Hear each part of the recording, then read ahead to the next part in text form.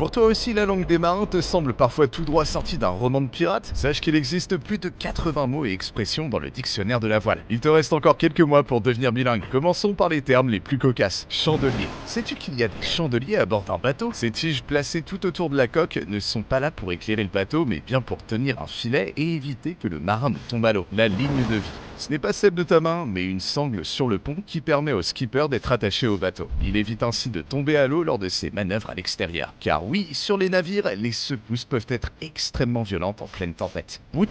Sais-tu que le mot corde est interdit à bord? On utilise le mot bout en prononçant bien le T. Et lorsqu'on parle de la gîte d'un bateau, ce n'est pas sa location pour les vacances, mais son inclinaison sur l'eau sous l'effet du vent. Choqué versus bordé. Choqué. Il ne s'agit pas des jurons prononcés par le skipper, mais bien le fait de donner du mou à un cordage pour laisser la voile se gonfler et s'éloigner. A l'inverse, on dira qu'on borde une voile pour la rapprocher du bateau. Le foil. Cet aileron incurvé est placé sous les bateaux. Il crée un phénomène de portance qui permet au vaisseau de s'élever au-dessus de l'eau. Le navire donne alors l'impression de voler sur l'océan. La transat Café L'Or se pratique en duo. Connaître le vocabulaire marin est donc indispensable. Et certains tandems de nationalités différentes doivent alors trouver un moyen de se comprendre, pour ne surtout pas perdre le contrôle du bateau. Ou comme le dit le jargon, ne pas partir en vrac. Maintenant, tu es presque d'attaque pour suivre le départ de la course le 26 octobre prochain au Havre. Mais pour être totalement prêt, suis-nous tous les jours sur nos réseaux pour tout connaître de la Transat Café L'Or Le Havre Normandie.